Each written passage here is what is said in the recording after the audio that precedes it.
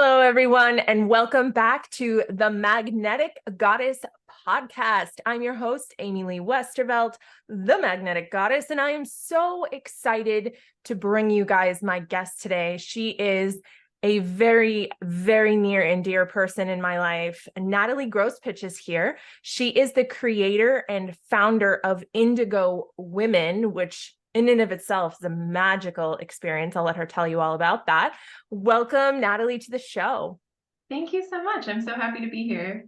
I'm so glad you're here. So, obviously, being the creator and founder of a intentional network like Indigo Women is not something that people necessarily think that they're going to do when they decide to go start something. So tell us a little bit kind of about the origin of this particular project and like how you came to do this. Yes, absolutely. So the word indigo to me represents an intentional network of divinely and intuitively guided old souls. That's the little acronym that Oh, I love that. Thank you.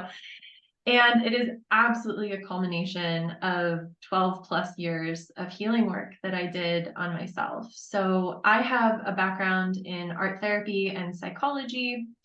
I am a yoga teacher who has over 10 years of experience, and I've been a life coach for over 3 years. So throughout that process of helping other people and also diving really deeply into my own psychology, my own spirituality, my own energetics, and also learning from lots of mentors and teachers along the way, I eventually got to a point within my own healing and in my own creative process where I realized that I had this incredible toolkit that could offer really intense transformation for women who have been doing the work on their own for a really long time.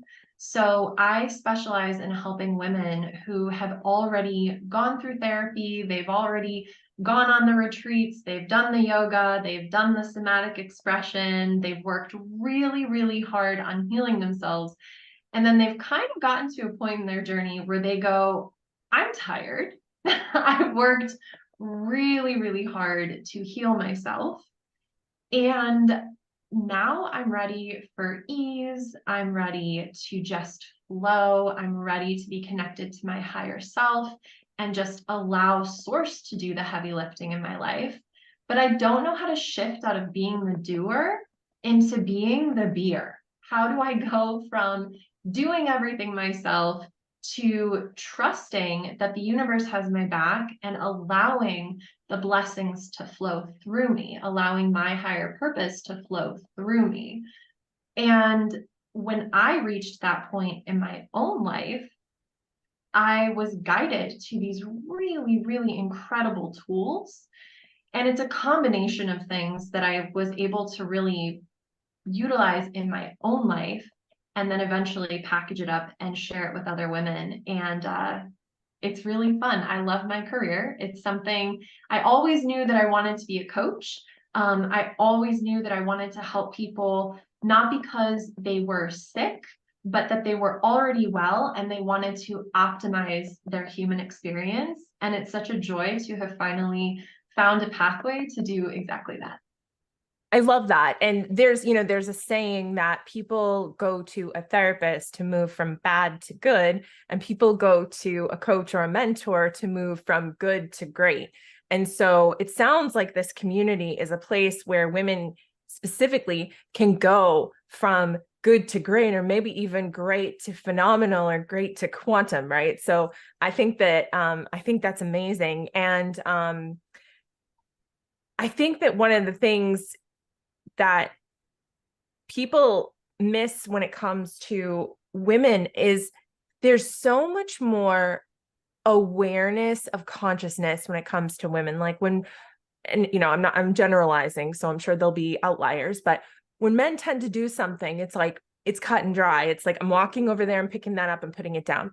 When women do something, it's like, what happens if I walk over there and pick that up and put that down? Who's going to see me? Who's going to like notice it? And what if I pick it up and put it back down and I don't do anything with it? Is somebody going to judge that? Like, there's so much more nuance that goes into the consciousness of a woman And sometimes like just all of that thinking can kind of like just tie knots in your psyche, right? Like it's just kind of like, and so many, you know, so many women deal with it in so many different ways. There's so many different strategies that women employ in order to get from A to B without going crazy. And I think that this is such a powerful tool for women to feel like, okay, there's other people in here that are talking about the fact that they're thinking. I remember as a little girl, for me, I was always like, okay, I'm thinking. Now I'm thinking about thinking. Now I'm thinking about thinking about thinking. Like, I don't know many people who do that, but I venture to say that this community is probably full of people who think about thinking, right? Absolutely. I think one of my favorite analogies that I heard, and this was from years and years ago, and again, super overgeneralization, but it just made me laugh with this idea that many men's minds are like waffles and many women's minds are like spaghetti, where in a man's mind, it's like there's one thing and then there's another thing and then another thing, whereas for women, everything is connected to everything else. Mhm. And this is where I think that both perspectives work so insanely well together. And that's another conversation for another time, because, of course, the masculine and feminine working together is one of the most beautiful things that we get to experience as humans. But that whole idea of everything being connected in the female mind, it can add to a little bit more of a complicated experience than we need to be having. Especially when you're talking about like knots getting tied, and sometimes there's just like these thoughts that get really tangled, and not only the thoughts are tangled, but we get tangled up in the thoughts, and that can create these perpetual thought patterns that end up resulting in behaviors or triggers or reactivity or certain emotional states that aren't serving our higher purpose, Mhm. but we just don't know how to untangle them, how to kind of pull the threads out of the mess, or pull the noodles out of the plate of spaghetti that is no longer serving us. There's so much that happens in our minds as women, and so many beliefs that get created as a protective barrier as we move through life. But as we grow and mature, a lot of those protective barriers don't serve us anymore. But unless we are able to remove them, they can continue to perpetuate these negative feelings in our lives. And that's why within this community, I love to work with women who have already done some of that work, if not most of that work, with nervous system repair, with going to therapy, with really looking in on themselves and becoming those conscious beings. All the women that I work with have done enough work on themselves to go, okay, I know that I can step back from my thoughts. I know that my thoughts are not me. I recognize that I have an ego. I recognize that there's a lot of patterns that I carry with me through childhood that don't serve me in adulthood, etc.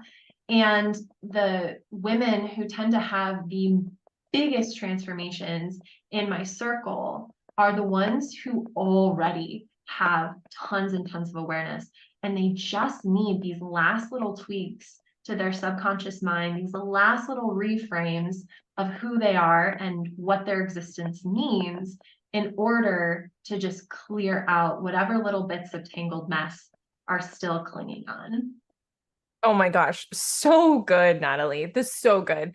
So I have a question. I'm gonna put you on the spot for a second.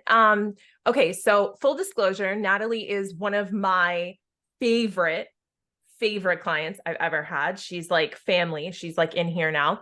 But what I want to know is, can you explain to the audience your journey from, oh my God, like rolling your eyes about angel numbers and woo woo and all the things, and the body snatching lobotomy that has taken place where you are like full blown woo. I would love to hear. Oh, I know some of it, but they need to hear, like, how do you move from like you people are insane to, oh my gosh, all of this is reality? Like, I want to hear. Amy Lee, You What? said that we only have like an hour, so I'm gonna do my best. Wow. Okay, let's go all the way back to the beginning where I was raised Catholic and very strict Catholic. Yeah. Where's all my Catholic spiritual ladies out there? Post Catholic recovery group. So I was raised very religious and I did feel very, very connected to that religion and what I was exposed to through it, Jesus, angels, God, the whole thing. I was like, yeah, obvi, like that's for sure real.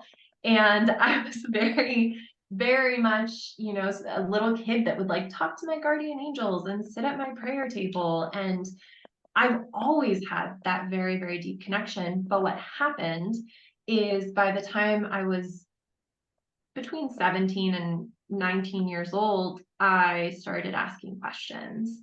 And I started asking deep questions of how can all of this be for sure connected to this bigger viewpoint of the universe as a whole? How can there be so many rules, but there's also this giant loving universe that encapsulates everything? And why did it sometimes feel like people were making the rules instead of this all-encompassing loving God that just adores the heck out of everything he, she, it, they have created? So I had to go pretty deep on that and ask some pretty big questions.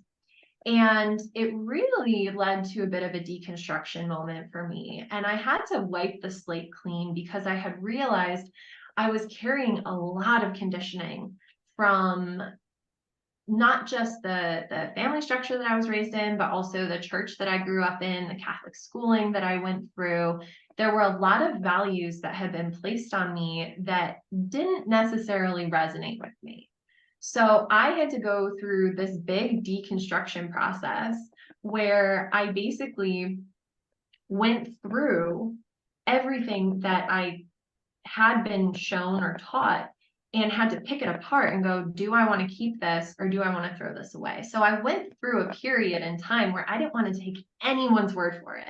It didn't matter what it was. If it was a tarot reading, if it was an astrology reading, if it was Amy Lee telling me that I could manifest stuff just by thinking about it and writing about it, I was like, I will not take anyone's word for anything. I have to experience it myself in order for me to allow it to be integrated into my value system.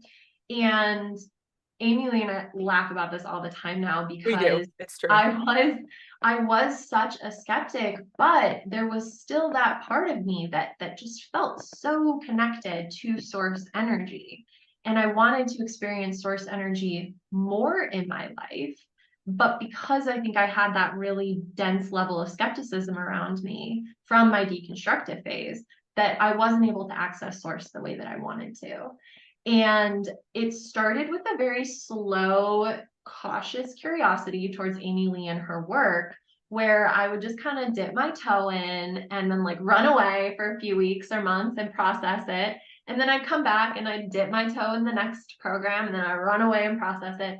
But after a while, I started to realize that there was really something to it. And if I could summarize the whole shift, it's exactly what I facilitate now, which is the There shift is. from doing and feeling as though you have to be in the driver's seat of every single component of your life to being and allowing the universe to direct and flow and show you what your next steps are.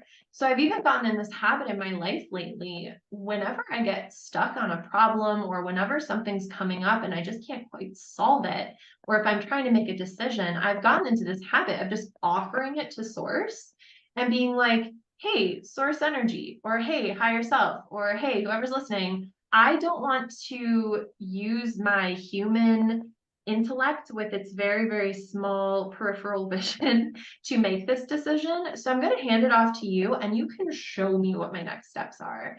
And learning how to integrate this into my life has given me such an opportunity to expand on the resources of the universe. Like, it's not just my own little finite resources of being a human. All of a sudden, I have all these source resources. I didn't even do that on purpose, but like the source resources, the ability to connect to all of the possibilities that source has to offer, and all the wisdom that can flow through once you get your little tiny human self out of the way. So true. So good. So reality. And it's interesting to, like, because obviously our stories are very similar, right? Growing up Catholic and being connected and then feeling unconnected and then like reconnected and all of these things. And I think so many women can relate to this because this is kind of, the heroine's journey, right? Like we start and we go through this whole thing of being like, we're going to fit in with the guys, we're going to get it done. And then we're like, but who even am I? And where is this feminine piece of myself? And we descend into this underworld where we're like, oh my gosh, like, I don't even know what I am. And then we come back out and we heal the mother wound. And like, there's all these pieces, but it's very interesting because so many of us share this same trajectory, this same journey. And one has to wonder, like, is it by design? Is it part of the, microcosm of the female experience? Like we talk about how we're all, connected in a collective consciousness, and then we're actually one energy. But like, I feel like the fact that so many of us go through these very similar things kind of points to that even more, that we have this illusion that you're Natalie and I'm Amy Lee and that's Judy and that's Sally. And, but at the end of the day, like the consciousness itself is going through, that journey. Absolutely. And that, I think, is where we can just find an unbelievable amount of peace. Because if you ever zoom out of whatever human drama you're experiencing and you zoom out and you just look at that bigger picture of, wait a minute, this is just a stop on my journey. And this is the most finite part of myself. Like the human experience, we're only here for a little while, but it's my personal belief that, and the belief of a lot of people in my community, that being human is just a temporary stop for our souls. Right. And our souls get to continue on. They've already been around a long time. And what exactly that looks like, I have no idea. But I think that if I can take a moment and step back from the human drama and look at it from a bird's eye view and go, wait a minute, my soul is learning something from this experience. My soul has the opportunity to create purpose from what I'm experiencing right now. And it's okay to experience all these human emotions. I mean, I'm definitely here to get the juice out of it. Like, I'm sure as heck not gonna be experiencing sadness and anger when I'm just a happy little soul that knows its source. So why not just revel in all of the complexities of being human? But then when I feel like I need a break, I zoom out and I look at that bigger picture and I go, wow, I am part of this big, beautiful cosmic dance. And it's not just me, it's also the vast majority, if not all, of the women who are in my circle going through this similar becoming of who we really are, of remembering our true essence. And it allows whatever human drama I'm going through to shrink down, if not completely disappear, because I don't identify with it as much. I can identify with that bigger cosmic, I am experiencing femininity in a human body for a finite period of time. Cool. Mm-hmm. Mm-hmm. Mm-hmm. So I know that you happen to be a person who's very creative, and I'm curious to know, as you've deepened this connection to source, as you've really kind of gotten closer to the divinity inside of you, how has that impacted your ability to create or to express yourself creatively? I think that one of my favorite things that I've been able to embody from that is not forcing creativity anymore. I really let the creativity flow through me. And I used to have this really bad habit of not being able to walk away from a project until it was done. Remember You're that? nodding, you too. Oh no, you just remembered that from working with me.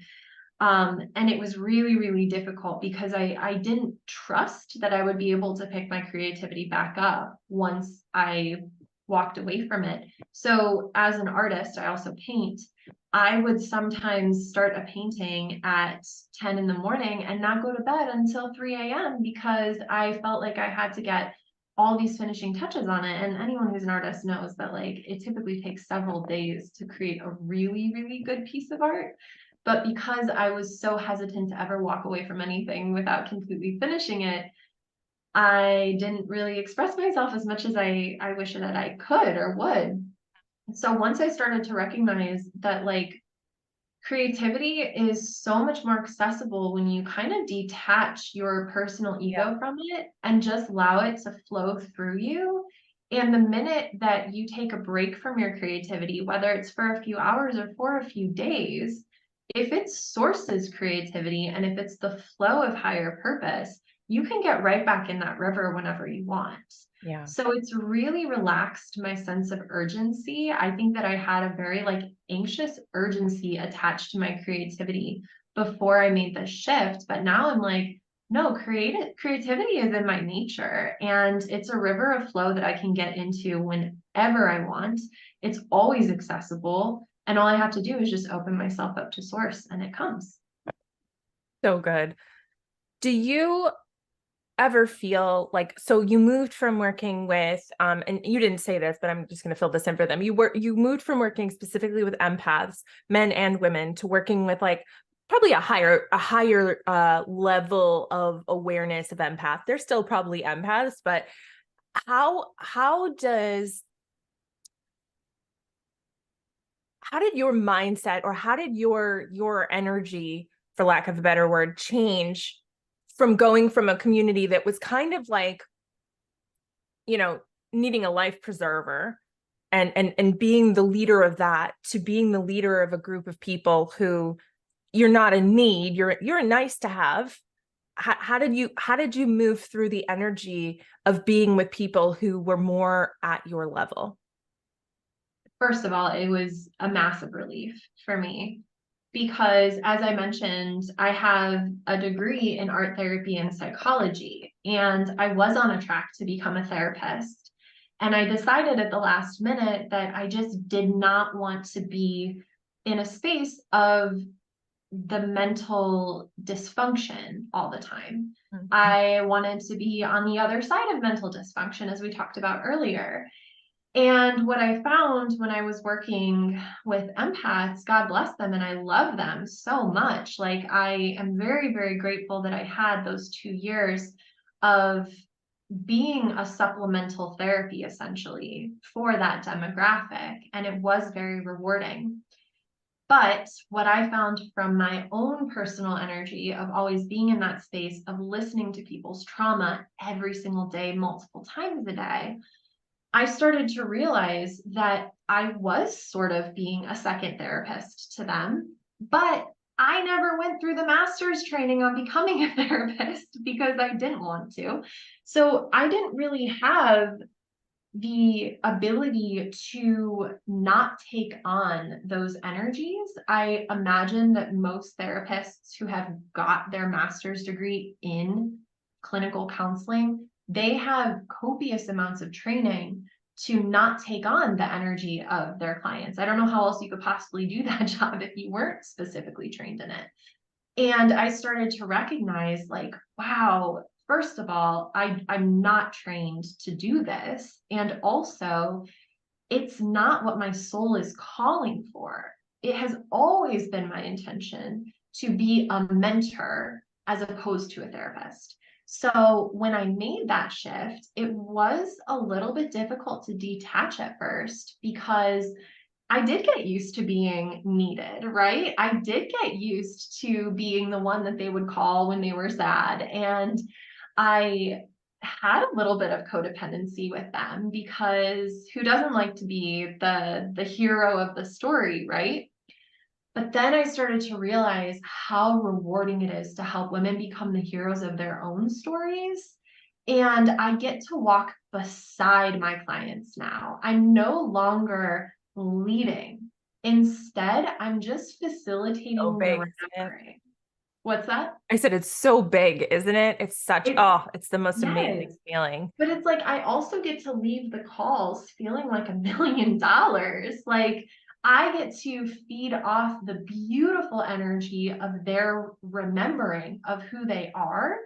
And even though, of course, I'm a trauma-informed yoga teacher and I do have degrees in art therapy, I I'm perfectly okay with holding space for those darker energies, and I welcome that.